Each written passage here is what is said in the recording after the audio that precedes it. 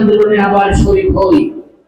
আমরা এই সমাবেশের মধ্য দিয়ে সরকারের নিকট একটা বার্তা দিতে চাই যে প্রতিশ্রুতি দিয়ে আপনারা ক্ষমতা এসেছেন সেই প্রতিশ্রুতিকে বাস্তবায়ন করতে হবে। জাতির কাছে যে ওয়াদা দিয়ে আপনারা জাতির মূল্য দিয়েছেন বলে বলতেছেন, সেই জাতির কাছে দেওয়া ওয়াদাকে কোনোভাবেই অভিক্ষেপ করা যাবে না। জেলা সনদকে পুঙ্খানুপুঙ্খভাবে বাস্তবায়ন করতে হবে, অহিংসার ভিত্তিক সমাজ প্রতিষ্ঠিত করতে হবে। এদেশের মানুষ স্বাধীনতার পর থেকে অহিংসা ভিত্তিক সমাজ, একটি প্রকৃত গণতান্ত্রিক সমাজ, একটি গণতান্ত্রিক সমাজ প্রতিষ্ঠার জন্য আন্দোলন করে যাচ্ছে।